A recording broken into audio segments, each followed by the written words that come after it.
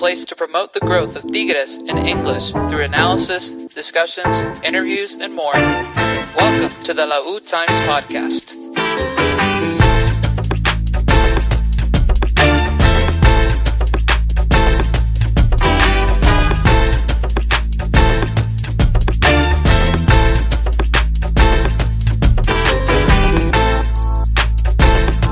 Welcome everybody to another episode of the La U Times podcast. Pretty excited to be here. I got my friends tonight so we can talk about Tigres and Tigres Femenil. Start checking in with Edgar. What's up, my friend? Hey guys, great to be back with you guys as always. Here to talk about Tigres and Tigres Femenil. Absolutely good to have you, Double O Nation. Alfred, what's up, my friend? Very happy with this 6-0 from Tigres Femenil. Absolutely. And lastly, Dennis, our producer. Hello, I'm here. This episode is unofficially sponsored by these little bars that are like crack. They're so addicting. I could eat a bag of these. And also, I'll show you guys this too. I just got this cleaned up the other day. Lovely. Oh, nice. My abuela was like, here, take this back home to Texas with you. I was like, all right, cool.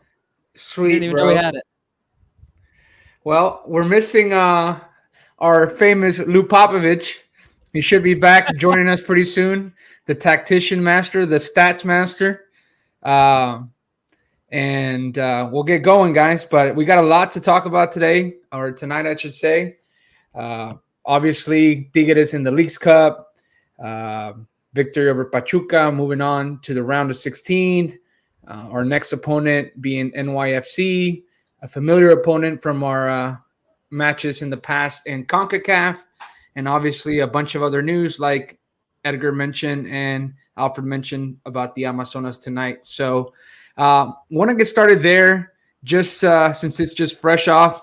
The game just ended about 10 minutes ago, in a game where, Toluca was coming in, had not won a game yet, and they still didn't win one tonight after Tigres Femenil was able to score 6 goals on them tonight. And I would say, pretty convincing on the scoreboard. And ultimately, with play as well, I think they were the dominant team, but I don't think that they played that much dominant to where you could say that the 6-0 was a true reflection of the match. I know all you guys caught the game, so we'll start off there with the impressions that you guys had on the match against Toluca. Alfred, we'll start with you for this Tigres Femenil game. Well, obviously the result is very positive, especially coming back from the Summer Cup, where we not only did not get any good results, but, it was just overall the play on the field, it left us a very bad impression. I sincerely think that, for the start of the game and for a good part of the second half as well, we were still playing, very similar to what was shown in the Summer Cup. I just feel like the midfield is broken. I'm going to go out and say it. I miss Liliana Mercado, man. I miss Liliana Mercado. I don't know why we let her go. I think, Mari Carmen Reyes is doing a great job, but it's not her position. She should be further up. And, obviously, excellent goals. The Mago Valle. What else can we say about her that we haven't said before? So hopefully, with this result, motivation comes back up and at least, for the league, we can continue to see some positive results. But I do think that we do still need to improve in the overall play going into the Conca. Yeah, which is 8 days away, and we open up the Conca against Rayadas in a home and away tournament. Edgar, for the most part, we now know the base of the squad that Mila is looking to use. The only change that she made tonight from her regular starters that she normally uses was Jimena Lopez coming in at left back to play instead of Natalia Villarreal. What do you make of that? As we have now had a good amount of games for Mila to choose the players that she's going to trust moving forward. I think it's a solid foundation, and I think that tonight this starting 11 kind of proved that they're capable of executing the mission of bringing us back to the top. I know the Summer Cup was a horrendous performance, and this was a good analysis that we're still capable of dominating the league. It would have been a very different to have just seen a 2-0. It was the halftime score. If it had ended there, I would have been a lot more critical of this team. I know that Toluca's not necessarily playing their best football at all, but being able to come out with a 6-0 result is definitely reassuring. This is exactly what you do expect from this club. And it kind of feels like, you're entering back into through a different door of, okay, this is back where Tigres dominates. This is where they execute exactly how they need to. So not necessarily as bad as we looked in the Summer Cup, and hopefully we can continue this path forward into the Champions League. Yeah, absolutely. Good points there. Dennis, any other impressions from the Amazonas and the overall play tonight?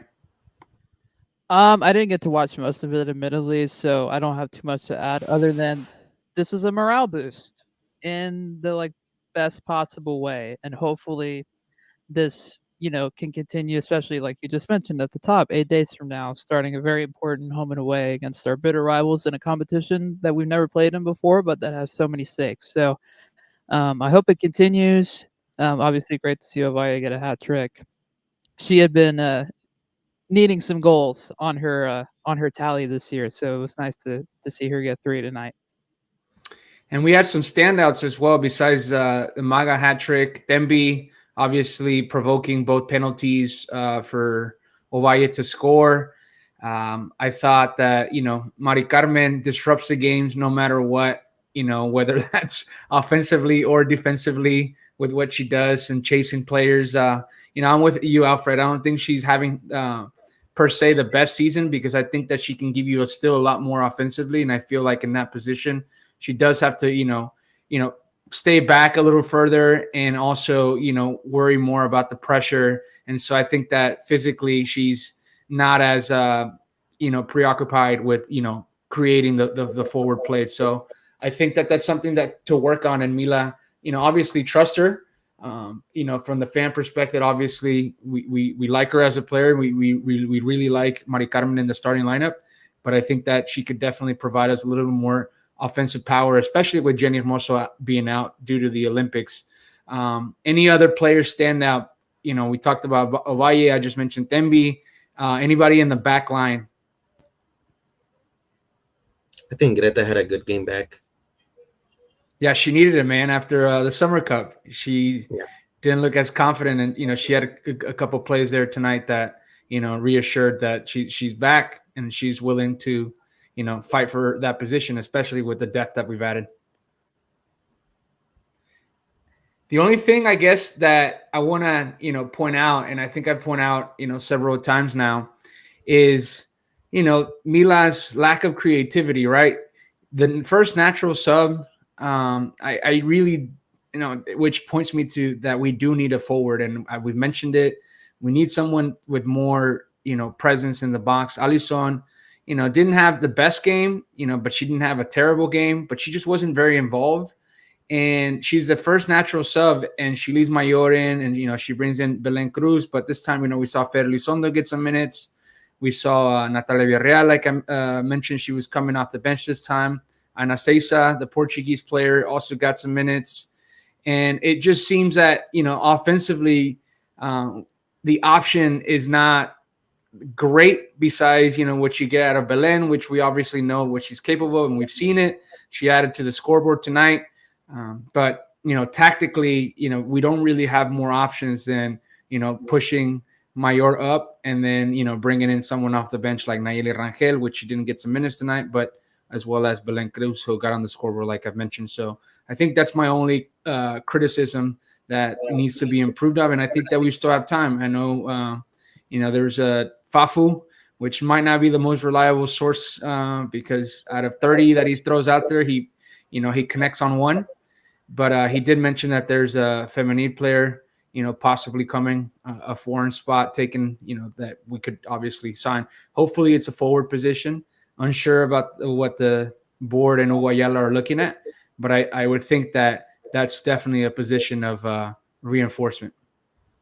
Yeah, I think that Alison Gonzalez kind of lost her opportunity, man. I mean, all this time that Jenny Hermoso has been gone, she was given, the nod at the striker position, and Mayor was put behind her. And unfortunately, Alison Gonzalez, I mean, besides that goal in the Summer Cup, which, it came off someone's leg or something. I mean, I really haven't seen much from her. I had higher hopes for her when she came back. And truthfully, I mean, here we are talking about needing a striker when she was supposed to be the solution. Yeah, I think her role is definitely more suited to be a backup, to give you an option off the bench with a different style. But I think, someone with more presence in the box, especially with the wing play, right? We talked about Ovalle, obviously, with her hat trick, and Thembi, her speed being utilized today off the bench. We had Jocelyn Montoya get some minutes, which is ridiculous that she didn't get minutes in the Summer Cup. And then the audacity of the social media account to make her a standout with the goals and assists she shot in a couple of games. And I was like, well, that's a great way to showcase her, especially if she's not going to get any minutes in Summer Cup. But she got the minutes today, obviously not, meaningful minutes per se, especially with the score already taken care of. But nonetheless, she got the minutes. So that's good for her because she is an important player. And I think that, as the spectators and the fan base all agree that she's someone that, we're fond of. Fellas, anything else on the Amazonas? Half a dozen goals tonight. I just want to add to that Allison point because it's just kind of sad that it's gotten to that point with her because the amount of goals that she scored in our league is unreal, like over 100, right? Which that's an insane number of goals for anybody. And so the fact that basically ever since she got here, she had that good little 2-month stretch when she first came back last season where I felt like she was really good and making an impact. Really ever since then, you haven't really seen that. And there could be a lot of reasons for it, but I don't know. I feel like that should be acknowledged more because it is a little sad considering her history and, her record. I think it's two things. I think point number one is, we're still missing a coach in the manager's chair. And I think she's also struggling with internal competition as well. I mean, at Atlas, not to knock on them too hard, but who really did she have as competition? Yeah, and then she had the injury going into America, and she never really got going there. And then obviously we get her back. I think it's also like you mentioned, coaching. I think that, besides the 6 goals we got tonight, we've struggled with play. And I think that also contributes to, the number 9. If she's not getting enough touches or, if she's not getting enough buildup, or involved in the buildup, then, you can get discouraged. But, I think that she also has to step up and find a way because this is what the team that she's surrounded with. She's at a big club. She's at the best club in Mexico, and she has to figure out a way to become an important player, whether that's, getting the minutes that she's been trusted upon with Jenny Hermoso out as a starting 9 or coming off the bench in the future once Jenny comes back and Mila shuffles, or potentially a new player that, I'm thinking that's going to be the position. I don't see how we don't go after another 9, especially if a rumor is out there and then we have the foreign spots available. So we'll see. We'll see what the board has in play. Obviously, we have a new sporting director on the men's side, which can also help out Hugo Ayala, and see if that becomes something of a key thing moving forward. I love the hate we have for Gerardo Torrado, and he's only been around a week. Help is a nice term. that may be a little too much credit on his part.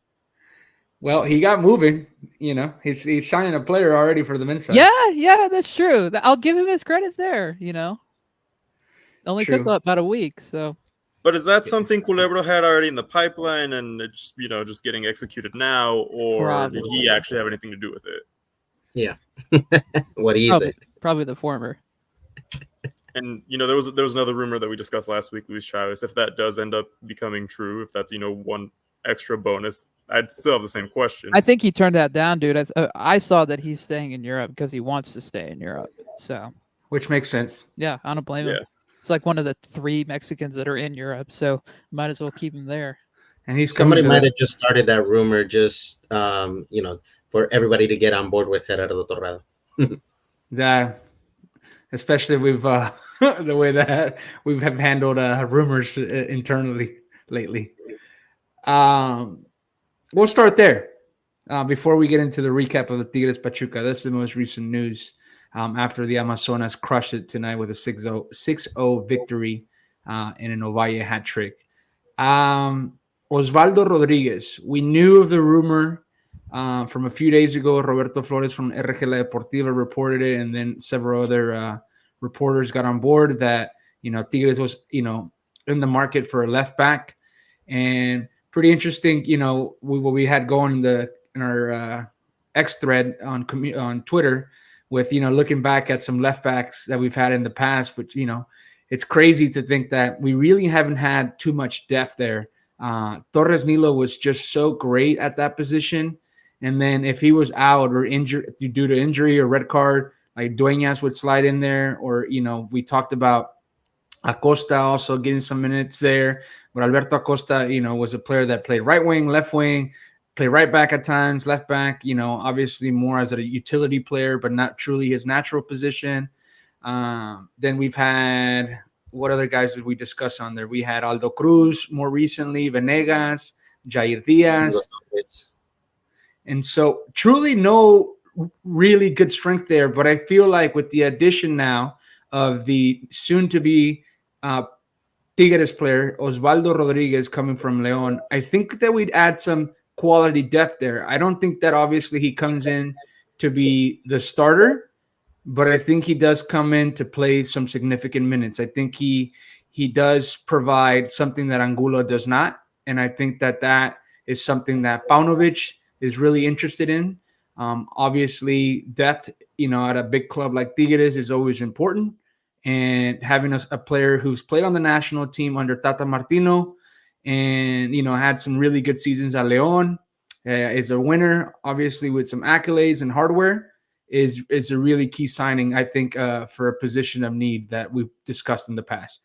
Thoughts and impressions so far, Dennis, on Osvaldo Rodriguez arriving from León? All this does is just add more fuel to the fire that I've been trying to start of Angulo becoming a center back. Because now you can have Rodriguez play as a left back, have Angulo play as a center back next to Pizarro, and everything's great. No, but for real, it's a good move. We talked about it earlier of like Bonovic wanting to have 2 deep at every position, which is like the way in football nowadays. You kind of need to, just with so many games being played across the world. It's kind of a necessity. So it's nice to have that. It's nice to give Angulo some competition because we already have that on the right side with Chuy and Aquino. It's a little bit of a bummer that he can't help us out in the immediate future, like with Leagues Cup, since he's already cup tied with Leon. But for the rest of the domestic season, I'm very excited about what he could provide, and he's not a super old age either. He's only 27, so not that I've seen much of his play, but I am very interested to see how it turns out. And depth matters, especially with our team, like you said. Peter's mentioning Angulo would be a savage center back. I think also, with what you said though, if he does get the minutes at that position, think about closing out games as well, right? In Austin versus Pachuca, which we'll get into. He closed out with 3 in the back and 2 wing backs. Obviously, we didn't have the pushing forward as much because Pachuca was all over us trying to tie the game. But I think, you have Osvaldo Rodriguez, who is a more offensive threat and can push the lines higher to be a left wing back, and then have Aquino as a right wing back, and then slide Angulo as a center back to close out a game along with, Pizarro and, savage Diego Reyes, who's been on a tear this season, or potentially Joaquim. And so I think ultimately it gives you different ways to line up on the field on top of the depth that you're getting, to the squad. Yeah, I agree. Was it surprising though? Did you guys think that we were going to get another player? I know we had the other three players in mind: Mayorga from Necaxa and Daniela Cevez, who is a youngster from Pachuca. No, it felt like we needed something else, just to shore some things up. Now it's a matter of, is that it now, or do we bring in another player, specifically a midfielder? I think now, since you have that flexibility, um, with Rodriguez coming in, now you kind of have to go after a midfielder for depth purposes too. But I don't know where you're going to get that from, slash if it's even going to happen. I was listening to Peyo Maldonado's La Hora del Sabor today, and he talked about obviously the arrival of Osvaldo. It wasn't confirmed at the time. Obviously, he was just speaking about the rumors and the three players that I just mentioned. And, he obviously stated that what he's heard from the inside of the club is that they're going to go after a midfield position, meaning a center mid / center defensive mid position, but it's not going to be till 6 months from now when eventually our legendary player, and he mentions it, the last Danzinho, the last dance, talking about Rafael Carioca contract.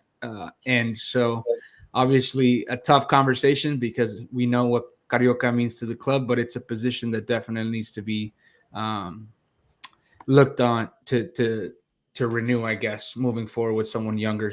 And he says that ultimately that's a position that they're going to spend some mad money on. And he thinks that after Osvaldo Rodriguez, which like I said, it wasn't confirmed at the time of his show, that, besides the left back positions that he talked about, that it was probably going to be the ending of our transfer season to take on the new season or renew the season after Leagues Cup. But you onto something though.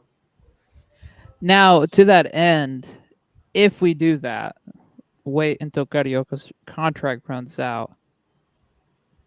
I don't know if that's smart because I'd rather go ahead and get whoever you're going to bring in now and just have that succession plan built out, because then you're just wasting time in January trying to find somebody, unless they already have somebody in the cards and they're just kind of waiting until stuff happens, which is possible. We don't know what the front office has been doing on that regard, but I almost feel like you need to have both of them in there for at least a little bit just to like make that transition somewhat smooth, because you just never know. Like having somebody next to Gorriaran, like new, could be really interesting and could take a little bit of time. I don't know. That's just me being, concerned about that possibility. That means that they would have to move another foreign player, and we haven't even been able to move one to sign Joaquin. So it's going to be a foreign spot for sure, unless something opens up with the Mexican and Luis Chavez, who is a considered option, or even if it wasn't really a rumor that was really a rumor, it looks like it's going to be a foreign spot. And I think that you have to write out Carioca exiting and then bring him in, because Carioca is the starter. I don't think Paunovic has had shown any indication that Carioca is going to be or not going to be an important player for his time here. Mm-hmm. So, yeah. Any other thoughts, Alfred? You just came back. We were talking about Osvaldo Rodriguez coming on. Any additional comments you'd like to make about the new signing? Yeah, I was hearing Dennis what he was saying. So, I understand the worry, but you are not gonna have the same novela as Samir with Carioca. I really don't think that they're gonna go ahead and hire someone in Carioca's position while Carioca is still here, and have Carioca go to the bench, or in worst case scenario where you can't, sign them both to the league, send Carioca to the to the under 20 team or anything like that. You can't. So I really think that if that's the way they're gonna go, and yeah, I mean, this is the best way, right? Write out his contract. Yep, agreed. Edgar, what do we have on our outline to start moving forward with our what was going to be our traditional pod, but obviously we had news broken out through that rumor or signing, and then obviously Las Amazonas victory tonight. Absolutely. So back to regularly scheduled programming, although this stuff was on the agenda anyways. Tigres versus Pachuca happened a couple days ago. What do we think about that match? Well, we were there, Alfred, Dennis, and I, as well as Mr. Lou, which we are hoping he joins us a little bit later, like I mentioned. Really cool stadium. I thought that, I had been there in the past, but I took it in more this time, even though it wasn't the crowd that we expected. I really enjoyed the stadium. Being out of Houston for a hot second was great because the temperature wasn't as hot in Austin. So overall, just quick impression of the arrival to Q2 Stadium. I really like the stadium. So we'll start there with your impressions of before the game, Alfred and Dennis, as you arrive to the stadium. Well, you mentioned the weather. I'm gonna go ahead and say it. I mean, that's the main thing that I like about the stadium.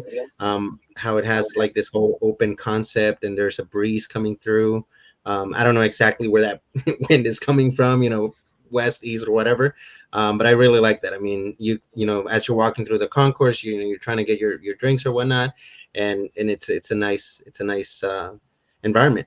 And then obviously, we did not see as many Tigres as we would have hoped, but it was expected. It was kind of expected. We had just had the packed stadium at Energy versus Miami, and then it was a midweek game. It was kind of a what did we find out like 3 days earlier that we were going to be playing in Austin. So for anyone that was trying to catch the game from out of town, it was either last minute road trip plan, fly in or whatever.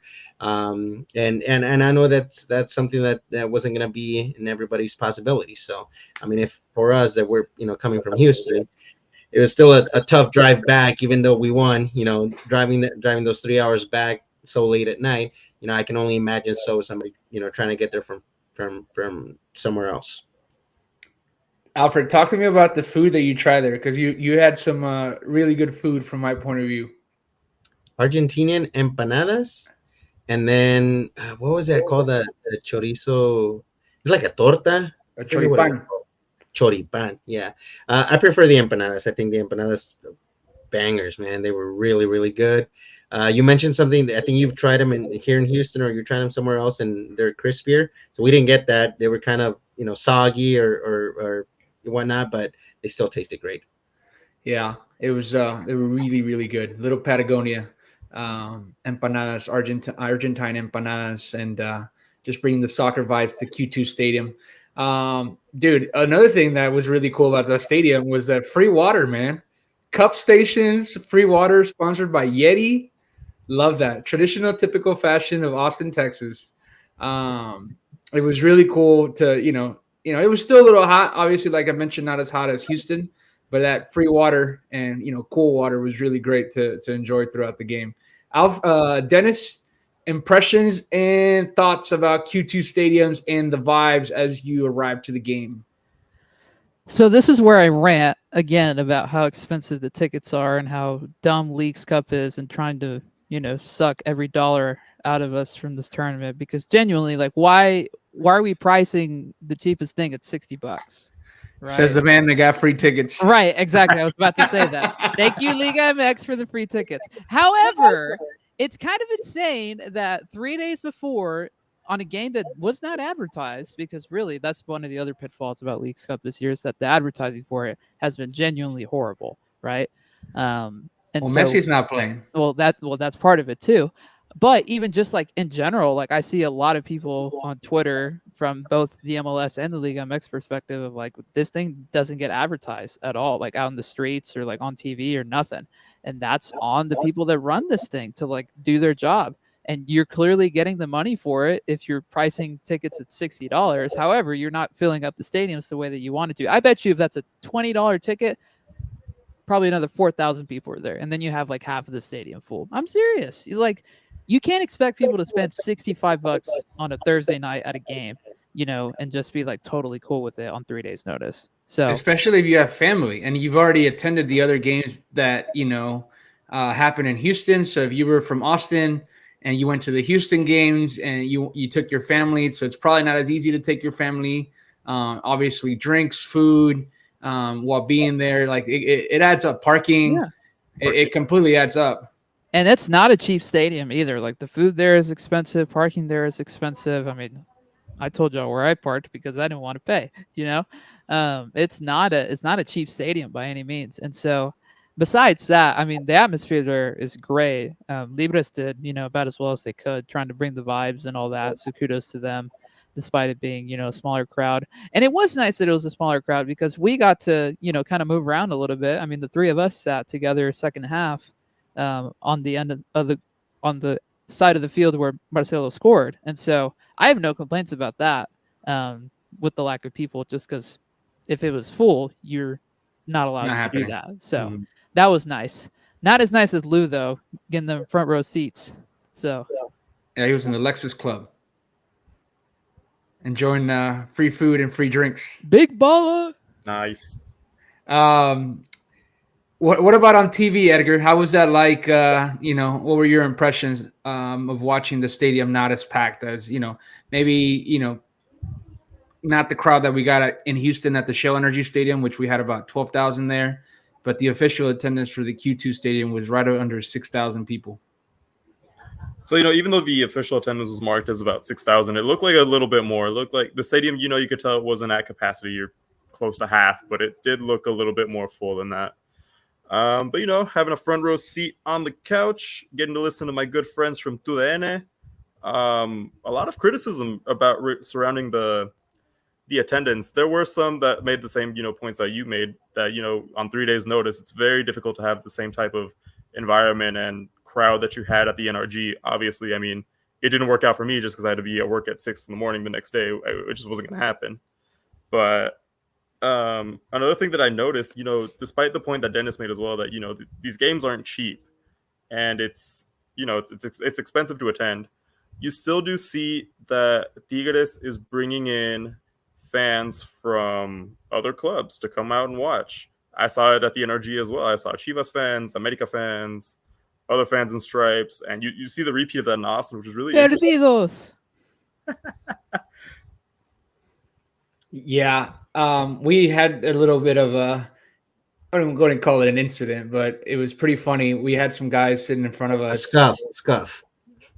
We had we had some guys criticizing Gignac, calling him old, calling him a tronco, that he's in the way, and then it moved on to hating on Marcelo, que le faltaba leche when he got knocked down on a play, and then like literally about a minute later he scores, and I erupted and I just yelled at this guy, ahí está tu leche, just because.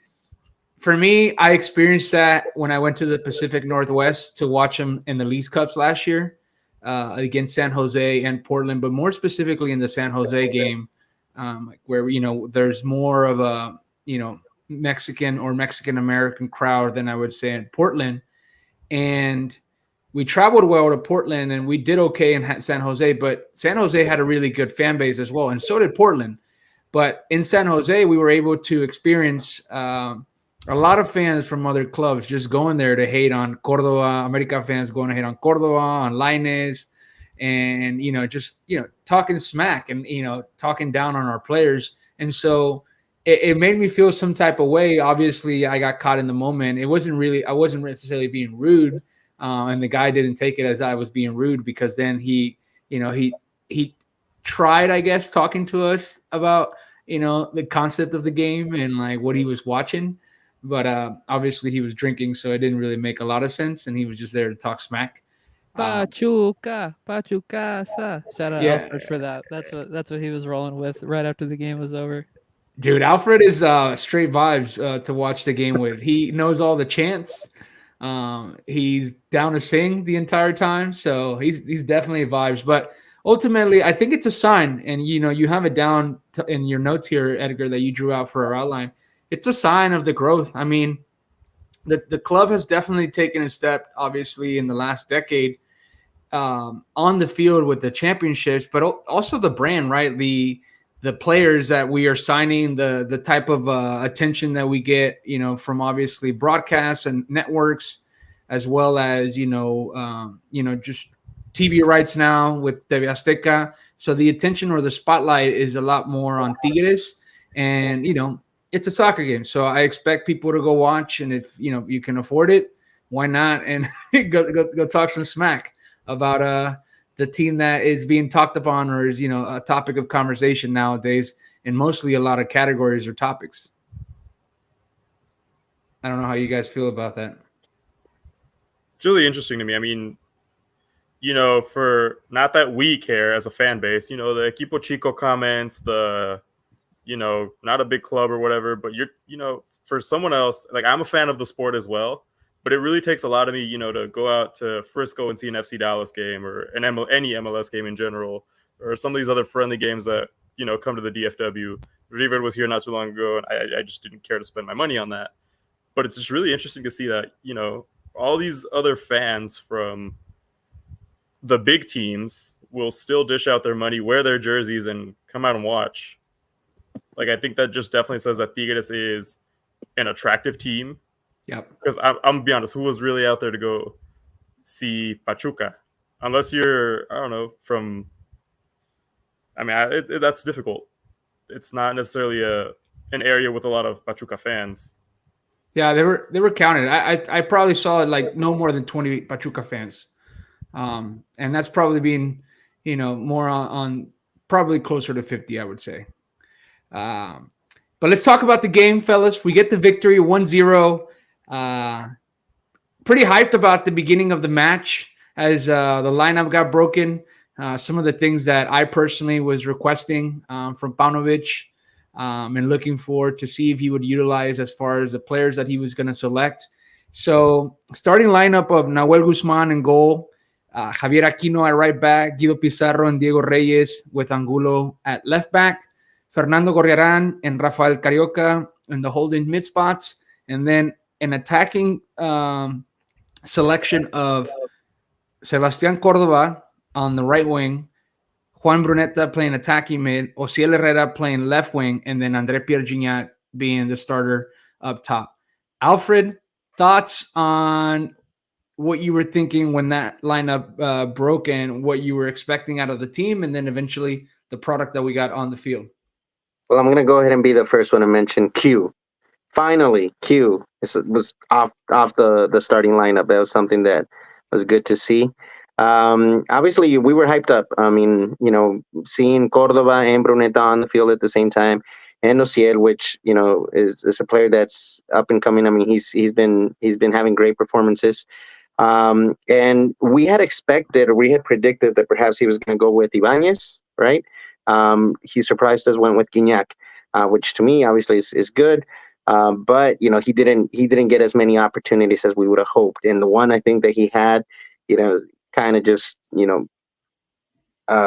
chopped the ball or something, and it didn't go his way. But honestly, the impressions that we had in game when we were in the stadium, I think we were rougher. We were too rough on the team than what I actually saw once I saw the game rebroadcasted. And I think that it was just Pachuca played a really good game, man. I mean, they know us well. Their coach has played us many times before, has beat us many times before, and they knew what they needed to do. And unfortunately, we did not create a lot of play. Our possession wasn't great because they were interrupting our plays. Our pass efficiency, I don't even remember seeing pass efficiency so low in Tigres in such a long time. Like they were cutting up all our passing lanes, and it made it difficult, obviously, for Cordova and for Bruneta to kind of link up. But when they had the ball, I mean, their creativity shone through, and they were able to make some plays. So, I mean, in the end, we got the result that we needed. And obviously, the goal that Marcelo, made, it was kind of last minute. It was kind of like, we were thinking we were going to go into PKs, but thankfully we didn't, and that's all we needed. And it's Hold on. Before you go, breaking news from Jorge Rosales: Joaquim is registered in the league and in League's Cup. That is done. So Did he mention anything about Samir? he just said all he said was his future is still up in the air, but he is the player sacrifice for the registration. So, Oh wow. but Joaquim is also not ready to play yet, so don't expect him to play on tomorrow in New York. Okay, so I'm looking at another report too, and it says that Samir is no longer on the page, and so probably going to be moved eventually to Inter de Porto Alegre. I give it by the end of the week that we'll have an update on that. Right. Honestly, maybe within the next 48 hours. Yeah, for sure tomorrow. Cool. He did say something about a friendly game for Joaquim on the Wednesday game. I didn't. Paunovic had a press conference. He mentioned something about a friendly game, a possibility about a friendly game for Joaquim. I didn't know what that meant. So, the Whale Nation, that's something to look into the rest of the night and tomorrow. But going back to the Pachuca game, so interesting because when we met up at halftime with Lou and we were discussing, our points of views about the first half, one of the things that I told you guys was, because Alfred, I'm with you. Like the goal was late on Marcelo Flores. In true new Tigres way, anticipation, high pressure of the ball led to an opportunity. And then we closed out the game from a great play by Nico Ibanez, showed hustle, determination to get that ball on cross. And then Marcelo Flores, obviously great positioning and then great technique to close out the play. And I told you guys at halftime was that because how the game was being played and Pachuca was having a good game, and there was no really clear best team on the field per se, because I don't think we were able to establish a possession, but I think we've gotten away from possession lately. We haven't really won the possession battle in the last two games against Pachuca and Inter Miami.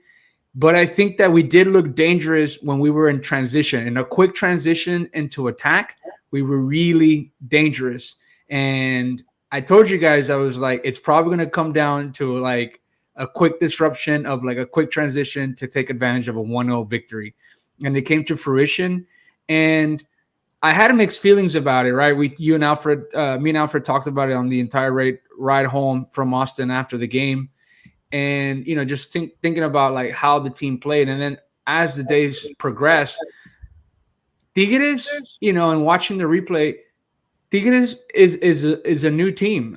We're seeing very like big, small and big flashes of what Paunovic wants to implement and what he has already implemented. And we look the best coming out of the back with quick possessions and with space with Aquino, coming out from the back. And he had a really good connection with Cordova in that first half, where we led to some attacks. And that's why I mentioned Osvaldo Rodriguez being so important, now coming to the squad, is because those fullback positions, if anticipation is, the move and what Paunovic wants out of his players and, protecting the passing lanes and quickly turning into transition, not playing necessarily the long ball, but just coming out of the ball quickly, which is something that we always wanted when we were playing so dominant possession with Tuca Ferretti, is that we were passing the ball out a lot and we dominated teams with possessions, but it just seemed like we took forever to move forward, a lot of side to side or back. And now with Paunovic, we're getting a quick transition into attack, which leads into maybe not the most clear chance, but a chance nonetheless, and an excitement in the last third of the field. So to me, those fullbacks being so important and having participation defensively with the pressure, as well as in that quick buildup coming out of the back. So I don't know if Dennis, you spotted something else as well in their play and their system against Pachuca. No, I think you hit it right on the head. It was nice to see the intensity keep up, especially second half. That's something that we really struggled with in the spring, like towards the end of the Siboldi area, is like maintaining pressure, maintaining intensity throughout the game, even when subs came on. That was just not a thing.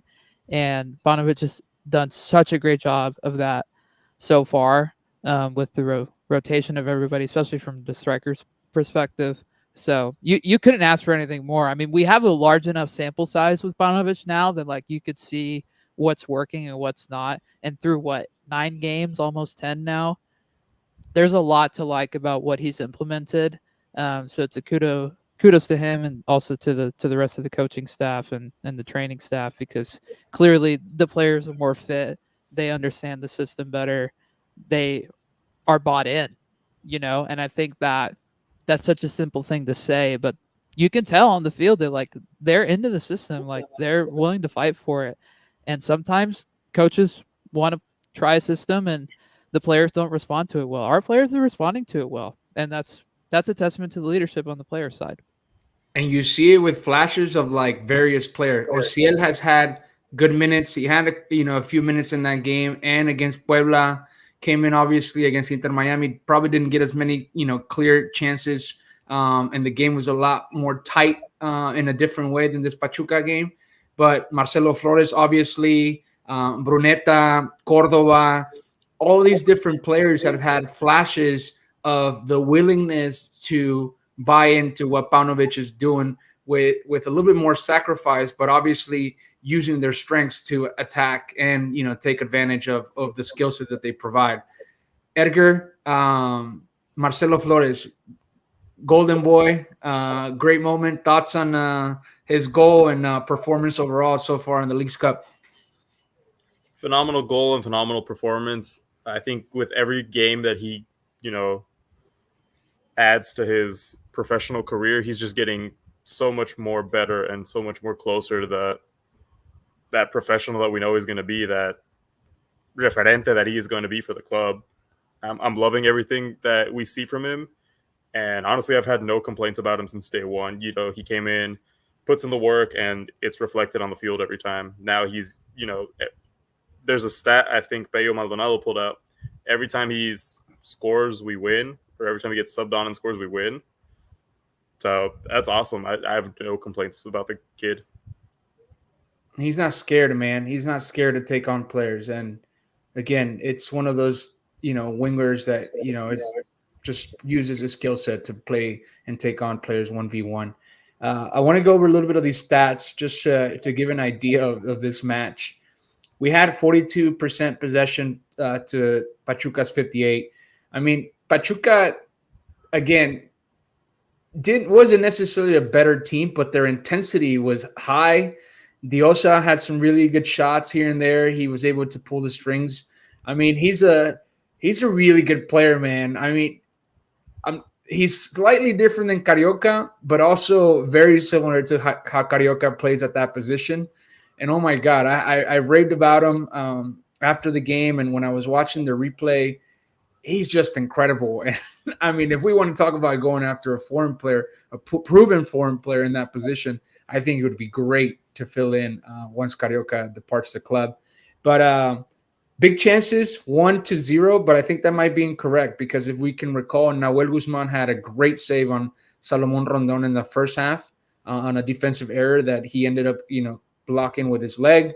Obviously, here we have corner kicks. We had 5. They had 6.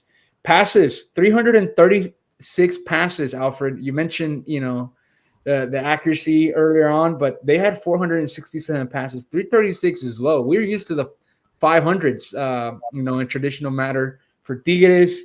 Free kicks, we had 22. Could, obviously do better on the, corner kicks.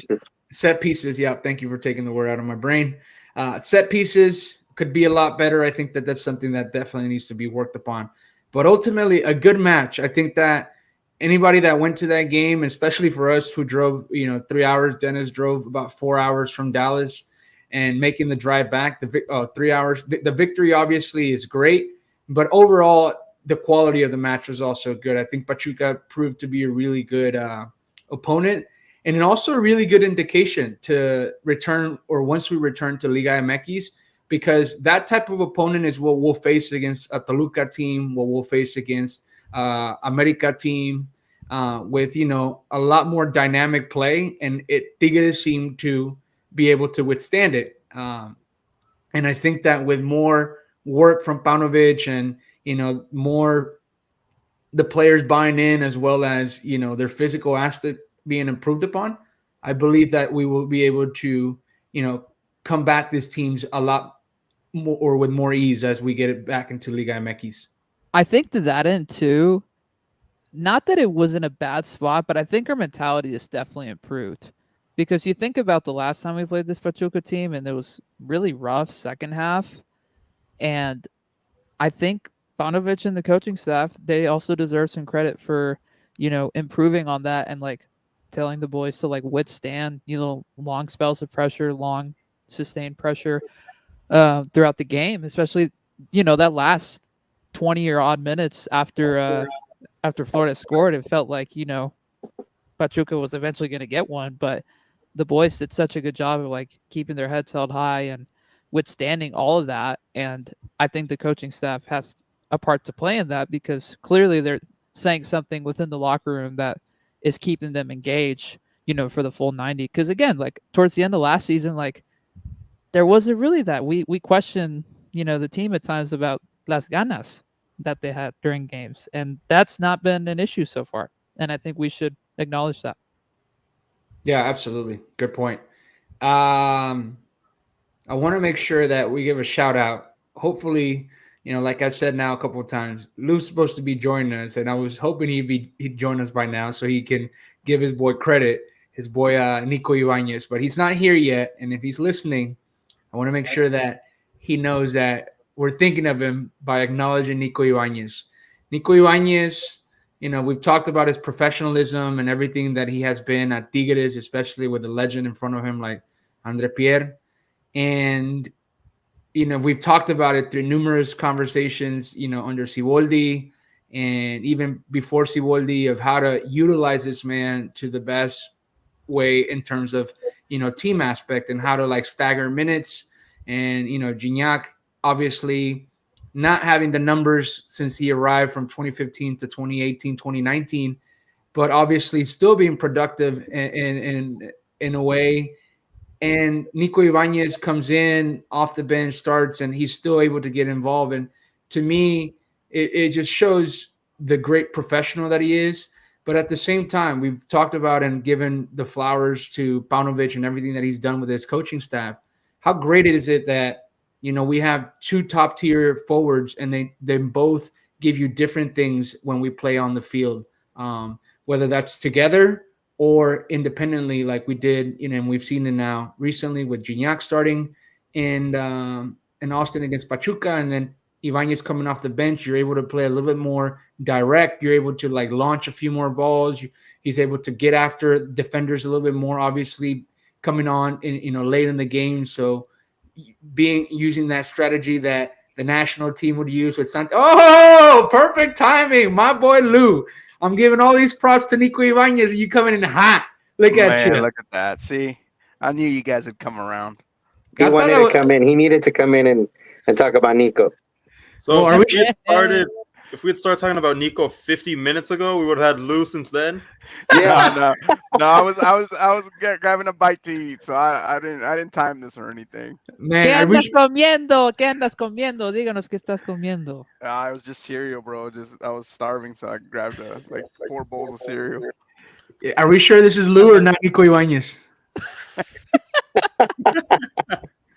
Lou, give us your final thoughts. Obviously, we talked a little bit about the game atmosphere. We talked about the stadium and everything surrounding it. We talked a little bit about the pitch itself as far as the team. You had a different view and perspective from you were sitting, so you were able to see the whole field in a different way. Tell us your thoughts about the game overall, and then specifically where I was having the conversation about Nico Ibanez coming off the bench and being a different type of or adding a different type of element to the offense when he's on the field versus when he's with when Gignac's on the field and vice versa. Well, I think we all knew that Pachuca was going to turn into Man City as soon as they played us, right? They looked terrible against who was it? Toronto? Who did they play? I can't remember. Yeah. Who. And then they turned it on against us. I thought for a good chunk of that first half, they dominated the midfield.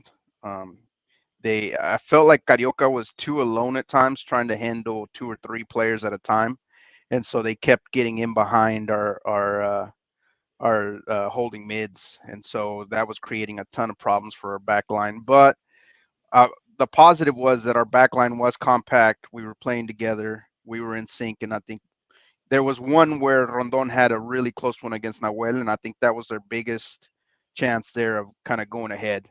But with everything, I think the locker room talk at halftime helped everything out because Tigres came out a lot better in the second half. I thought Gorri improved a lot.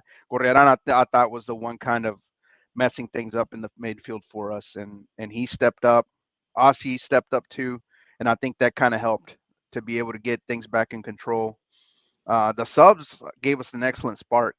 Nico had a great little run there. Was able to make a fantastic cross, better cross than Luis Quinones would have ever made on that play. So Golden Boy came in, finished it off. You know, I think we all thought the game was going to go like this, so it wasn't really a big surprise to see us struggle and kind of take a long time to kind of get in control of the game and actually finish it off. But once we scored, we controlled the game pretty well. The only concern I had was those last 7-8 minutes of the game where Luis Quinones was out on the right wing when he should have been playing left back, and Pauno kept yelling at him because I was right near Pauno and I could hear Pauno just screaming at him like, get back in position, get back in position. He would not listen. And so at times we were a little bit off on that side. Thankfully, most of the action was on the other end. Right. But I think had they had a play down that wing, we would have gotten caught, because also Flores I thought wasn't doing a very good job of pressing high, and he even got yelled at a little bit by Pauno, and so we got a little lucky at the end. But that stuff, they'll look at film and I think they'll improve on. Overall, I think it's a very positive result going into this next game. We were talking about earlier about the type of opponents, right? I think that we kind of all agreed that going back into Liga MX, a dynamic team like Pachuca was a really good test, for what we are going to face, like America and Toluca. Do you believe this time around we were able to withstand that dynamic aspect that a team like Pachuca normally brings to the table? Yeah, I think we did a great job. I think we're finally seeing what Pauno wants to accomplish. You're starting to see the hand of El Profe Ortega also in our conditioning. Our players are running, they're smart, they're well positioned. A lot of these guys they don't look gassed, and so I'm surprised at how well everybody's doing, in spite of them, some of them being older. Everybody's doing really well. So I think we're starting to finally see Pauno's hand on this club, and I think it's starting to pay off for sure. I think Shout out Reyes. Yeah, shout Oh, out yeah. Reyes. For real. And also, I thought that you mentioned that Carioca was struggling at times in the first half, but I think first time around when a new system was trying to be implemented with Piojo and he kind of didn't really fit in, he's found a way to fit in with this new coaching staff and with a different, a more dynamic play. And I like that. Lou, we talked about his possible departure in 6 months, and, riding out this last, season with him and still being able to be someone important for Paunovic, impressive. So, obviously Reyes has been impressive, but I want to make sure Carioca gets also his flowers for, the way that he's been able to adapt in this new system. There's been several players I thought that have improved. Gorriarán has been a lot better than last season. I think Marcelo Flores will continue to see him improve offensively. He's been so great for us. I think he just needs to be a little more polished defensively, especially when teams are playing out the back. He can do a lot better in pressing. But everybody seems to be better. Even I mentioned in the group thread, even Tercero is starting to look a little better than he was. I had totally given up on him, but when he's come in, he's actually been pretty solid. Nothing to really complain about. So definitely a positive there. Well, he's gotten the most minutes probably in the last few games than he had like the last 2 years. Yeah. He's got to pay for his pizza somehow. Yeah, he's got to get. Yeah, dude, he gets like a little bonus as soon as he steps on the field. What is the one at the stadium called? Pizza de Pizza? Is that what it's called? Yeah. Obviously, we're advancing now into the round of 16. We're facing New York City FC, which we faced in the past in CONCACAF in our run to the Club World Cup. We had a 5-0 aggregate result with Edu Vargas taking the first goal, and then a convincing victory away with Gignac. Leo Fernandez having a beauty of a goal with back when Luisao Quiñones was able to take on wing defenders and make some crosses on a back heel that Leo Fernandez ends up finishing. Carioca scores in that game as well as Aquino. Obviously, that game is remembered by Gignac's celebratory or honoring to Thierry Henry by, is it, I guess, a reference to the Statue of Liberty or to the corner kick? He's leaning on the goalpost when he celebrates, and that actually didn't occur to me. I think that celebration happened in particular because Henry played for the Red Bulls. Yep. Yeah. Absolutely.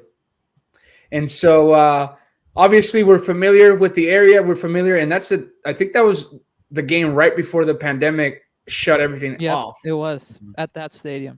Yeah, at that stadium. So we were able to get that victory. And so we're familiar playing in that stadium.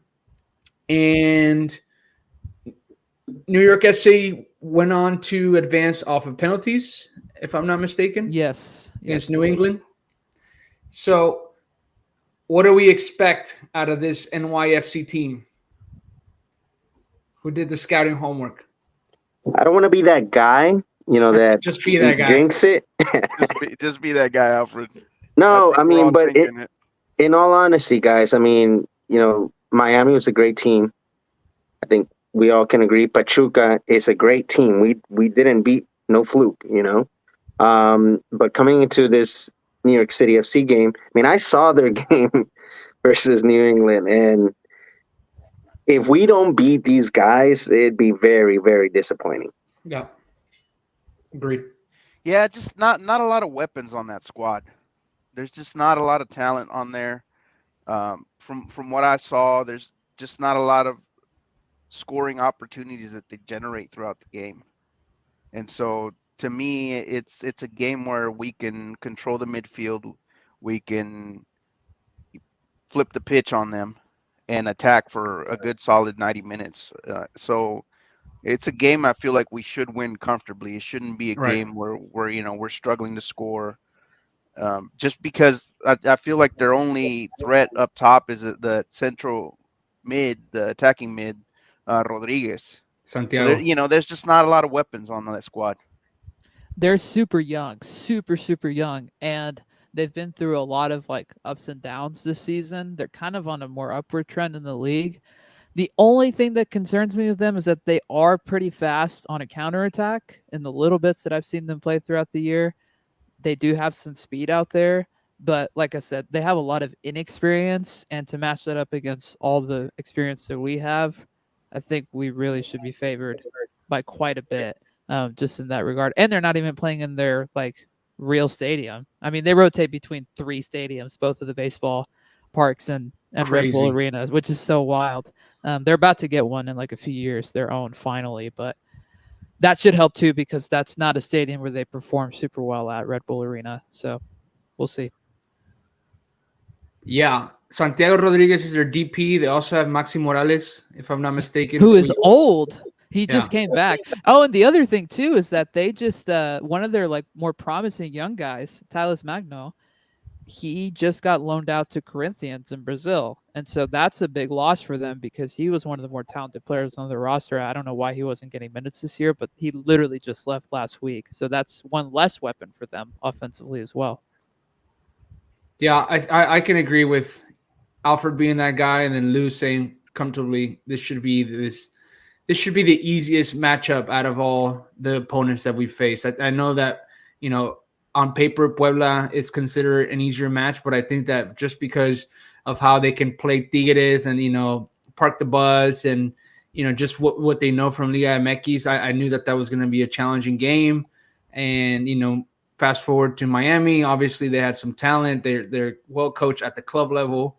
with Tata Martinez or Tata Martino, and then Pachuca Almeida is just excellent, and all the young talent that they have, and the veterans like Rondon up top. So on paper, it is a more comfortable match, and we should advance with a decent result to get us to the next round of the quarters.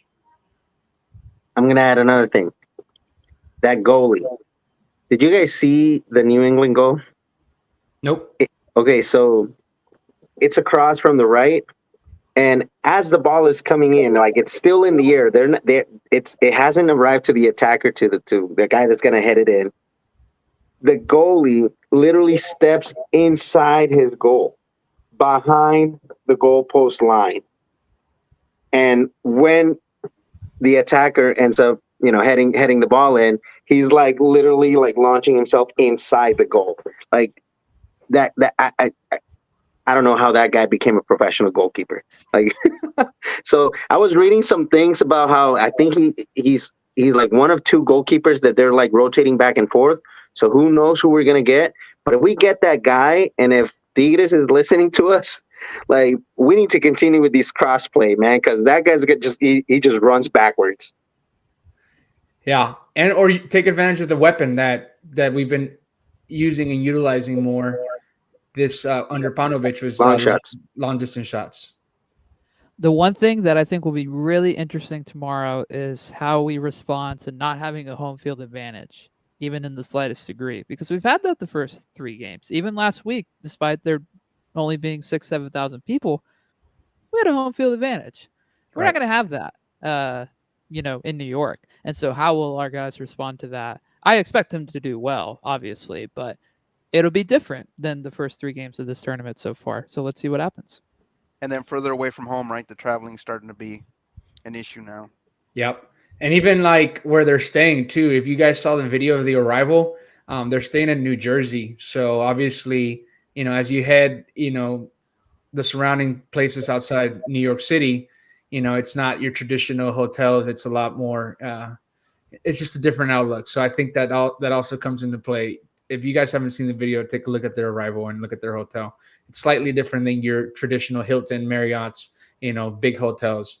And one thing, guys, that I've been waiting to talk about all day, because I saw Pellos Maldonado's La Hora del Sabor, Diego Lainez. We talked about it, in person, and obviously on the pod a little bit. And we were just thinking, like, okay, he's coming back from injury, yada yada. Like, he'll get his minutes, but it's been now a few games where he should have gotten some minutes, and he obviously hasn't. Pello said it's obviously a coaching decision. It's not like he's hurt. He's practicing. He was warming up, and he's not playing. And so Diego Lainez is, in my opinion, losing his spot ahead of the wingers that we're currently playing. Like, we're playing Cordova outside, which, if you ask me who I would take in that position, I'm still going Cordova, even though it's not his natural position. But obviously he's been rotating. But then you think about the other rotations. You got Marcelo Flores and Osiel Herrera out there on the wings. So that's 3 guys potentially at 2 spots for Diego Lainez to come in and take over that position. I'm not saying, obviously, he shouldn't get the minutes over Luis Quiñones, that's also surprising, especially if he is fit, that he's getting minutes over Luis Quiñones at a winger position. Or in this case, where he should have been, Lou, where you mentioned at the left wing back position that Luis Quiñones was playing to close out the game against Pachuca. So is he favored by Paunovic? Or is he just, watching his progression? What do we think about Diego Lainez and then his lack of playing time? Who's got it? Definitely a concern for me. Just, I feel like it's not going to be a work rate issue, because we saw Lainez is willing to come down, help out defensively. So I don't feel like that's the issue. So the other only other thing I can think of is that they butted heads in practice or something, which that's a little more concerning because if there is some kind of personality conflict, then who knows when that can get fixed, right? But as far as on the pitch, you can't tell me that Lainez can't do what Cordova, for example, has been doing and more. Because I feel like I know you favor Cordova for certain reasons, and Cordova obviously is very solid, but there's stuff that Lainez can give you additionally to what Cordova gives you. And from what we saw last season, he pairs very well with Aquino. So on the pitch, I just don't see how he doesn't fit into this squad, and especially to be able to get some solid minutes. So the only thing I can think of is they butted heads in practice. I mean, Lainez does have a strong personality, and Pauno is, he's got that iron fist. So hopefully that's not the case, but that's the impression I'm getting, that it could be some kind of personality conflict.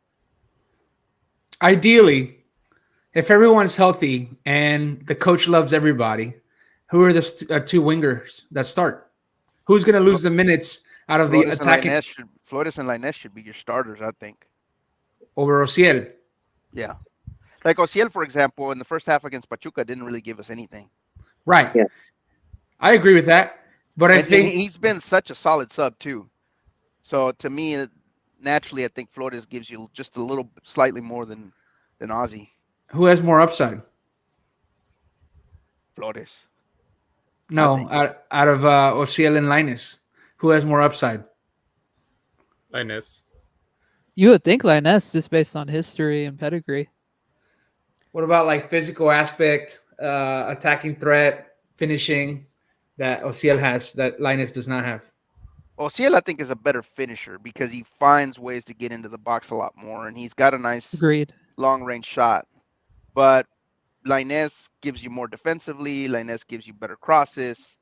I think Lainez links up better with the midfielders and the fullbacks. So I just see a little bit more, a more complete player in Lainez than I do in Ozzy. Yeah, I'm just playing devil's advocate here, guys. I'm not necessarily trying to hate on Diego Lainez. I'm just looking at what I've seen and observed with the games, and now that he's been ready and warmed up, it could just be that he prefers Ociel over Lainez. And Marcelo Flores is producing with, great performances, whether that's scoring goals from Liga MX carrying into the Leagues Cup. And physically, Ociel gives you a ton more than what Linus does. And with some transitions, I'm just thinking like when we do those quick transitions offensively, he's able to take on a more 1v1 than Diego Linus is, and it's a lot more successful, even though it hasn't produced necessarily on the stats with assists or goals. I'm just looking at just play. And I think that for me, I don't necessarily buy the temperament and they kind of butt heads. I think it's just a preference per se from the coaching staff. But the thing that's really interesting is where Luis Quiñones comes in over him. I hear your worries, guys. I hear your worries and your fears, but I'm gonna calm the waters a little bit. I saw, and I'm not sure if it was from today or from yesterday, but I saw Bonovich came out and Today. he answered that question in an interview, and to me it was reassuring. I mean, I believed him. He mentioned how obviously Lainez coming off of his injury, where it was an operation that he had, and surgery. So when preseason started in Mexico, he wasn't ready for preseason. He did not do preseason along with everybody else. He just started his preseason when our season had already started. So according to his words, he just barely, caught up to the team physically, and he had some type of another muscular fatigue because of his, trying to catch up in his rhythm. And he kind of spoke with Linus and said, "Hey, we're gonna need you to slow down. I don't want to rush you, and then for you to get re-injured again." So, I get the fear. I just feel like maybe he's just being smart about it. We have enough depth. We have enough players to rotate around where we don't need to risk Linus getting an injury just yet. this might be different now. We have a game against a potentially easier opponent, and if we are up 2-0 at the half, I think it's very, very high probability we see Linus coming in the second half. Luisao's coming in, dog. He's coming in.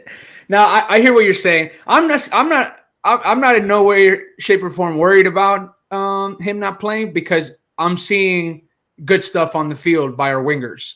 And I think even though Ociel has more participation on the scoreboard last season and, when he first arrived, I do see that he's definitely improved tactically on the field and he's getting more involved in different ways. And so for me, it's not a concern that he's not playing in the sense of like, oh, we need him type thing.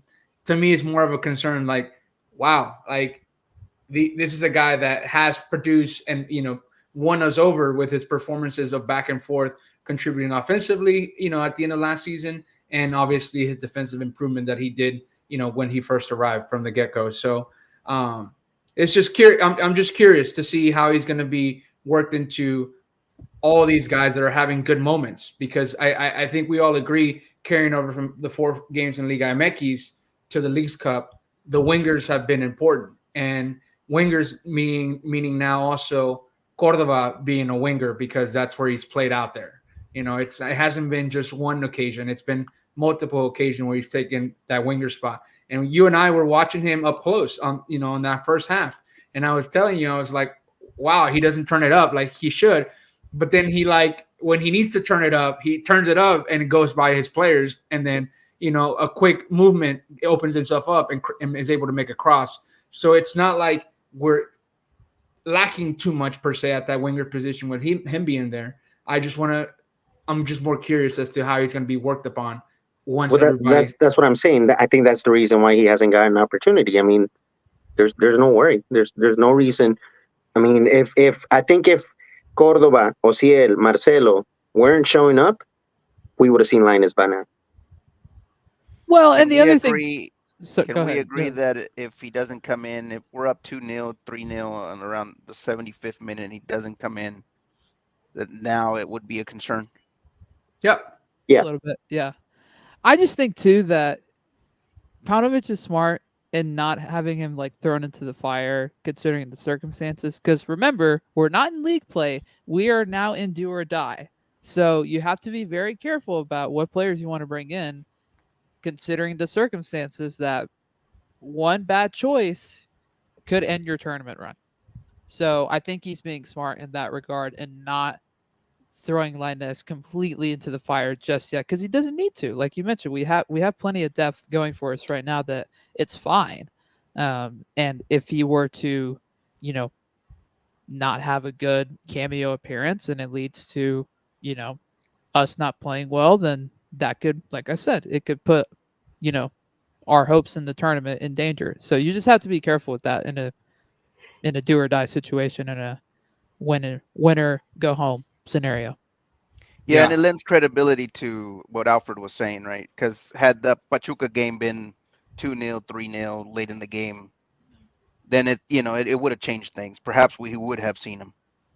Yeah. So, yeah, it makes sense. Fast forward tomorrow night, and we're up 2-0, and Luisao comes in. I'm gonna come back at all you. I'm gonna be coming in hot. I'm telling you. Hey, if he doesn't start, I wanted to talk about lineups here in a second because I mean, let's be real, just based on rotation, kind of feels like he's gonna due up. Yeah, and so is Nico. And so, yep, I was gonna say I bet Ibanez starts, and Yeah. would rather have Gignac for if we need penalties anyway. So I think we get the similar lineup that we got against Miami. Yeah. Marcelo, Quiñones, Ibanez. Yeah, I agree. That's one thing that I'm a little bit worried with Pauno is his subs late in the game in these elimination games, because as much as I love Nico, I do not want Gignac coming off in close games at the end of games if there's a possibility we might go into PKs. Yeah. Because Nico was scaring me last year the way he was taking them. And it just, having Gignac there is pretty much a guarantee. So that's one thing I think he needs to start playing his cards right. I'm not so much concerned for this New York game, but the one after where we could potentially play Columbus or Inter Miami, we got to be more careful there. And just to add context to that, if Gignac comes off the field, because we were looking at that, and we have looked at that in different ways now with PKs, because there's been times where he's come off the field, even last League's Cup. We know Pizarro would shoot. We know Angulo would shoot. We know Ibanez would shoot. Cordova. Goriaran. But that's if he's not coming off the bench or Pizarro. going to the bench. So in this case against Pachuca, when it was still 0-0, Cordova was off the field. Bruneta. So Bruneta, Ibanez, Angulo, Gorri. Pizarro, Gorri, Carioca. and Carioca. Well, Carioca was off the field too. I've never seen Carioca shoot a PK. Aquino, I think would probably be Aquino our. would, yeah. I know that for sure are Pizarro, Angulo, Gignac, Nico Ibanez, and Bruneta. Those are the five if they're all in the field. If these guys come off, then that's where it gets tricky to me. Because I've never seen, not that I don't trust Carioca, but I've never seen Carioca shoot a PK. And I'm sure he's capable of it, right? But it's like I've never seen that happen. So really good point there, Luke, because I was going to tercero, bro. No, thank you. Purata. Let me stop. Yeah, so I did have that concern for a few minutes before that goal. Speaking about Carioca, so he has a yellow. Is there a possibility that maybe he doesn't start? Well, hold on. Let me pull up my list. I'm glad you reminded because I told y'all the other day I needed a reminder. He has 2. Angulo has 2. If either of them gets a card tomorrow night, they're out for quarterfinals should we advance. Right. Please don't get yellows because either way, that opponent next round is tough. So they better not get it. But so if you were Pauno, would you sit Carioca then for this game? No. We have an advance. Gotta win first. But if we're up, you take him out early. Take him out immediately. When does it reset? Or does it reset at all? After this game. Oh. So if they can get through, if both of them can get through tomorrow, we advance. Then all the yellow cards reset. No, I still play them. I think you have to. Like you mentioned, we haven't advanced yet. There's no point in. Damn it! I just had some foreshadow. We might play Columbus. We might play Columbus. That's what I don't want. Don't say it, bro. Don't say none of that. That's what I don't want. I don't want to face Columbus or Miami without Carioca. Dude, yeah. Especially since Miami has Columbus doesn't have Morris anymore, though, right? So true, but they still have Nagby, who was a pain in the butt last time too. Yeah. And Miami will have Busquets starting. I guarantee you. Yes. And they have Gomez and Kramaski back from the Olympics, and those guys. If it was up to me, I'd sit Carioca this game, man. I don't want to risk it. And you run Gorri and Vigon. I don't mind that. I'm down, honestly. Pauno, listen to us. Listen to our boy Alfred, please. I don't want another Columbus game without Rafael Carioca. And honestly, Vigon Angulo is actually pretty important too defensively. Yeah, he was great. Like you could do Garza on left fullback, Aquino right fullback, and you were asking too much. You were asking about Chuy Garza. He's been hurt, so we did get somebody. I think Vladimir was the one talking about that he was hurt, and they're working him in to be fit. But I wouldn't expect anybody, or I wouldn't expect Garza, especially if he hasn't played the last couple of games, to come in and start. LQ baby. So basically, what we're saying is release the Kraken. Gosh, what we're saying is we need to have a great 45 minutes to start the game tomorrow and go up by like 3 or 4 goals, and then we can take everybody out that needs to get taken out and not risk anybody. Yep. Or if we don't start with Carioca and we're up 2-0 at the half, he doesn't come in. Yeah. Fierro time. Oh. Yeah. Pizzuto. Yeah. No. So we got to make sure that we dictate the pace. We dictate the result immediately coming in. We got to come in hot and, get the result that we want, take care of business and manage the game with some possession, hopefully win the stat sheet for once in the last couple of games and actually beat up the team with possession. But great points there, Alfred. Thanks for bringing that up.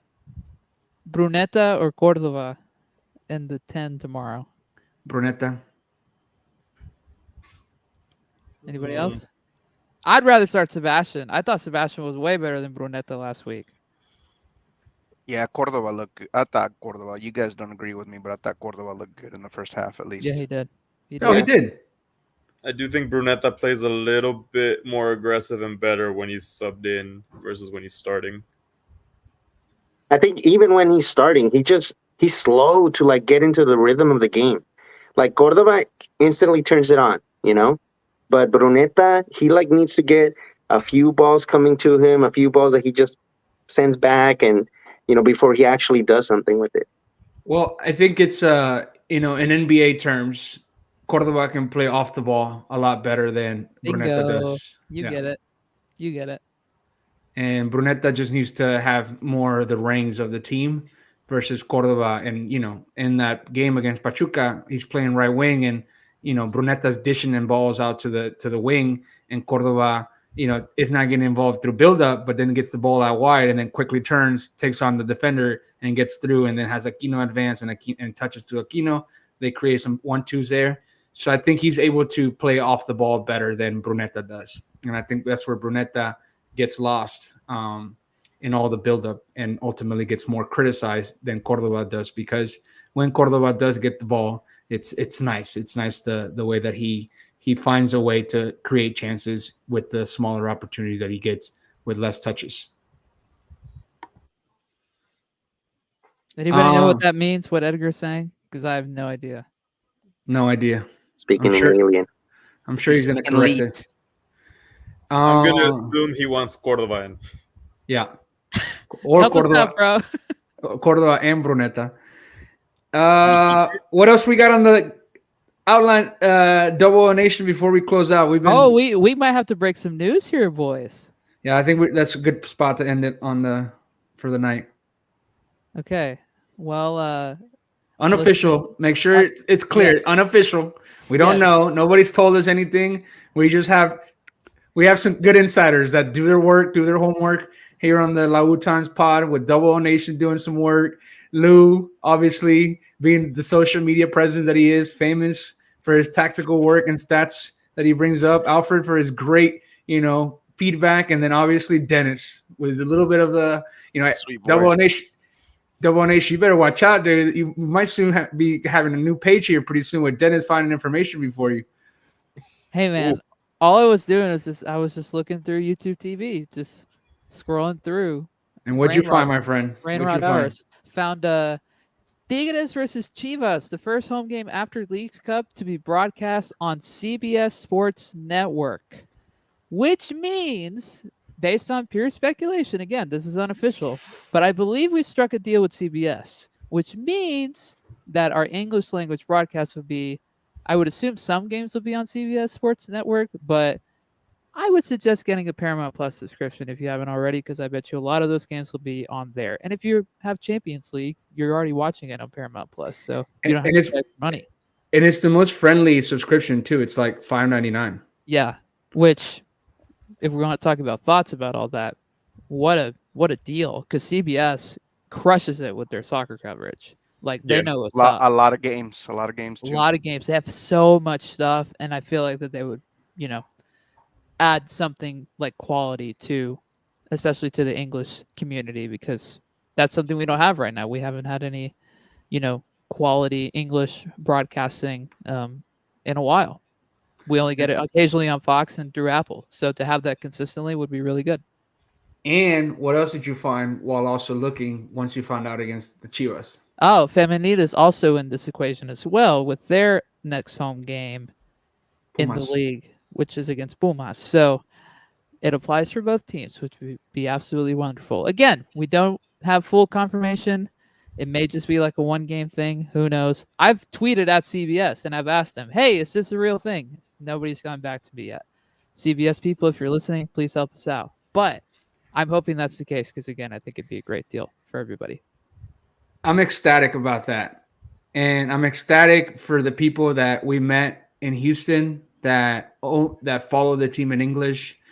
Shout out Mark that we met during Tigres week. And, he was letting us know that it's been great and refreshing, that now he watches games and he's able to see, all of us here and, the rest of the community that he's been able to follow online, tweet about the game in English and just keep up with it.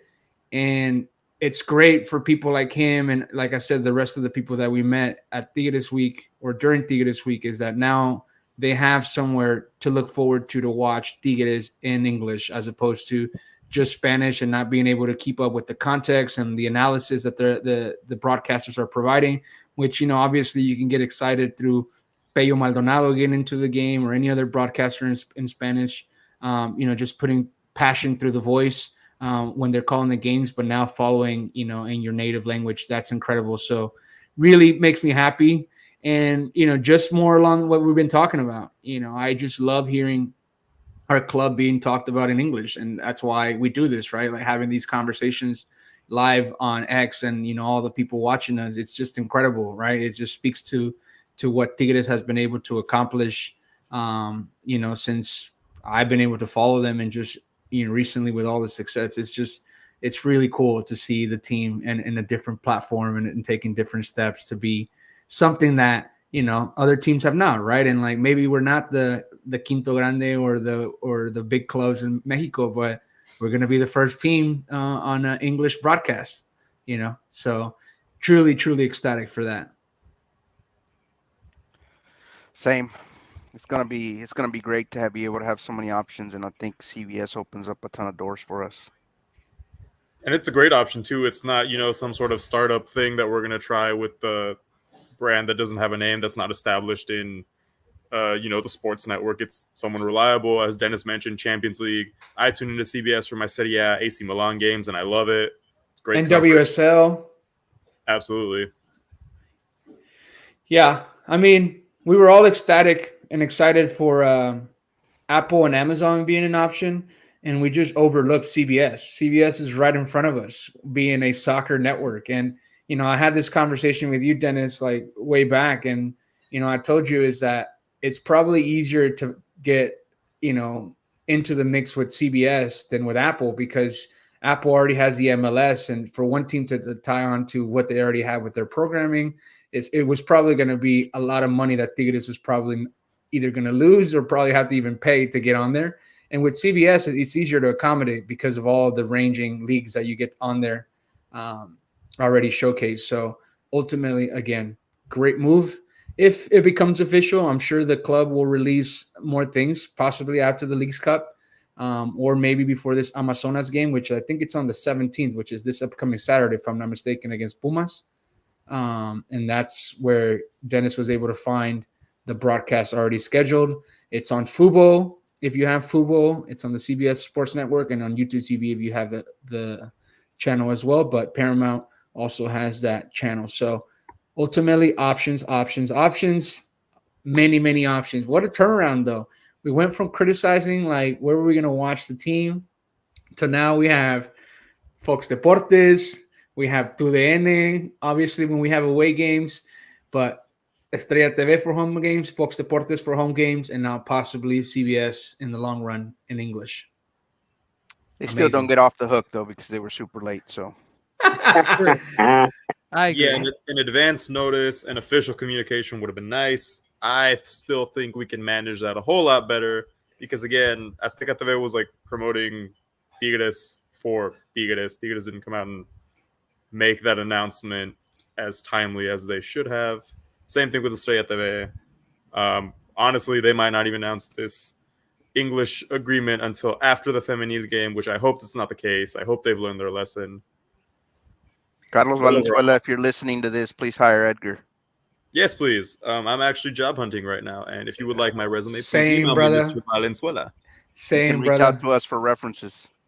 Yeah, Absolutely. we love doing our investigation on this side of the border and keeping up with the team.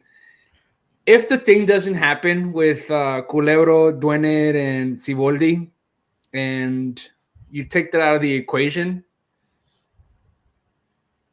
it's not that bad of an off-season / summer.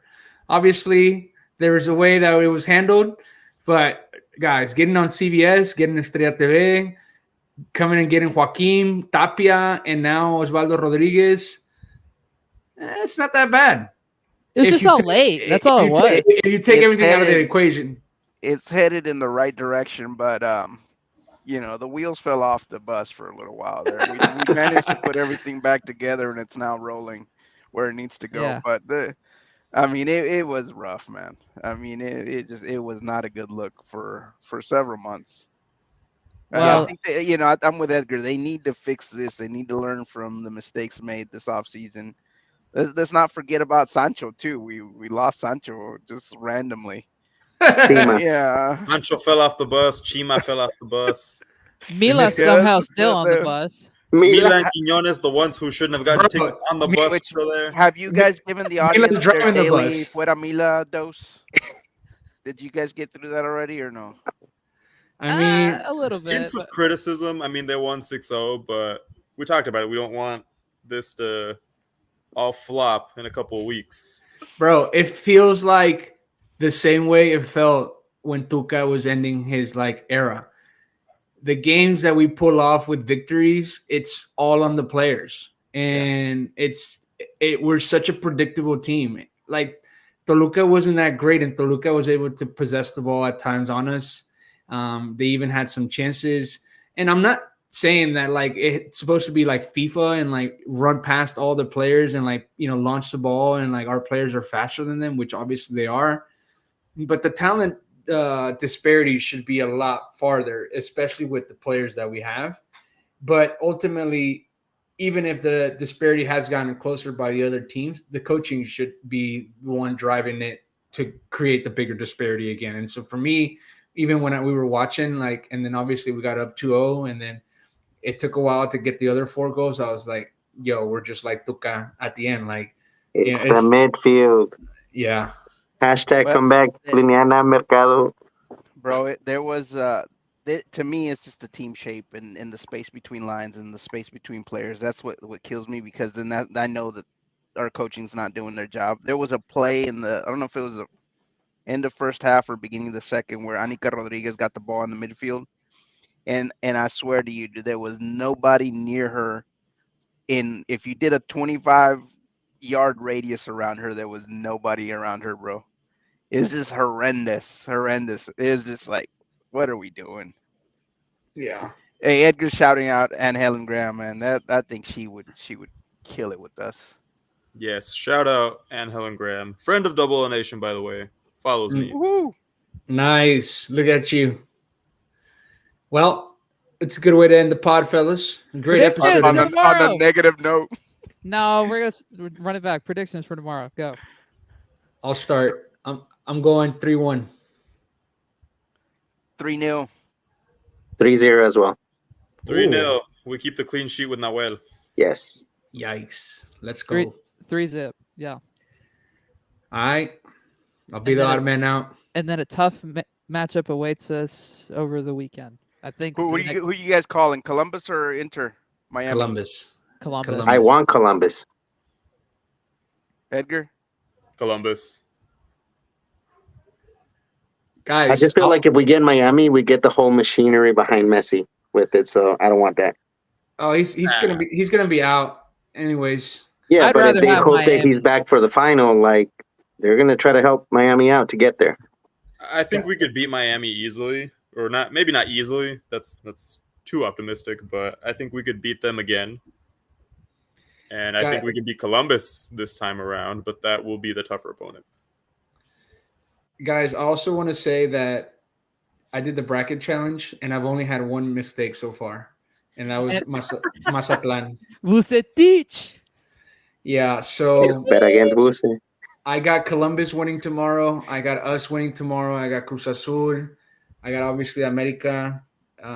Pumas is about to play Seattle, so I got Seattle in that. So if Seattle wins, They're winning Got 1-0 1-0. right now. oh yes, guys! I promise that if I win these $50,000, I'll get us a palco for a game. All Te right. mochas, bro. Yeah, for sure. I feel confident, man. I went with I took all my biases against what the Mexican teams were, and I went with my gut with the MLS teams and what I've seen over the season. So just Mazapan just failed me. Who else you got? Huh? Who else you got? In what match? With the other ones that you didn't say, there's like 3 others. I'm trying to go back to the bracket so I can tell So you. you guys, you have what? America advancing, Toluca Yeah. advancing these next rounds. Yep. Columbus advancing, us obviously. Cruz Azul. Cruz Azul. I think Philly's in the match too, right? I had Philly. Philly against Cincinnati. No, I got Cincinnati in that match. You got Yeah. Cincy. That sounds right. Yeah, whenever Philly pulled it off, it was against Montreal or Vancouver, one of the two. Vancouver. They didn't look good. I was like, whoa, like that was a pretty even like matchup. I'm trying to go to the bracket. I should have saved the picture, but I know what I chose. You got Rayados advancing too, or no? I got Cincinnati over Philly. I got Mazatlán over Cruz Azul. I got Tigres over New York. I got Columbus over Miami. I got LAFC over San Jose. Man, I don't know how I pulled that off with San Jose over Necaxa. That was also a wild Dude, guess. they beat the Necaxa looked good. snot out of Necaxa. Oh my gosh. I'm trusting the history of Seattle pulling it off. Pumas, and I got Pumas has Toluca. looked better in this game, bro, but Seattle's been more clinical. Yeah. Toluca and America. So I don't know how they do the point systems. I'm gonna log back in today or tonight and look to see if it shows the points from the first sets of matches around the 32. But yeah, promise made on live pod. If I win, You're gonna have a new nickname. You're gonna be the guru of Lau Times. Arnoldo Guru. Oh man! Instead of Fantasma, like they called you on Twitter the other day. Bro. Yeah, Lou, we didn't even tell you. Somebody called me El Fantasma and quote tweeted my one of my videos that I posted. Why is that? Because Why find Fantasma? El Fantasma is a singer. He's the one of the singers now, and he does the the canción with los dos carnales, Cabrón y Vago. Never heard it. Yeah, I'm gonna send it to you in the thread. Yeah, I gotta check that out. Because that came up, I also share the story with Dennis and Alfred back when Tigres played. I believe, man, it was a friendly at the Dynamo Stadium. One of my best friends had season tickets for the Dynamo, and so because he had field seats, so obviously he took me to the game to watch Tigres because he was able to get his seats for that match. And at the time, I had some highlights, and so people were stopping me and asking me for pictures because they thought I was Gignac's brother. So, it's not the first occurrence that I get mistaken for somebody that they just want to, that I think I look alike. I've also been Lou looking like Nico's brother. I mean, we got nothing but celebrities here, man. And then I told Alfred man, you guys need to stop with that. Nico is beautiful, man. I'm not good looking.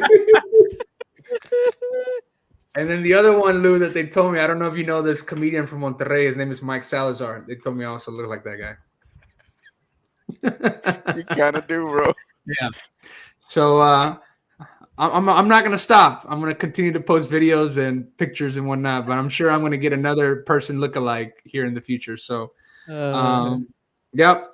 Well, that's it for us tonight, guys. Thank you, everybody who tuned in. Thank you for listening to our rants, takes, some, serious, some foolish, but nonetheless, it's a great time to be here and, give you guys some context and content about our club. And we enjoy it.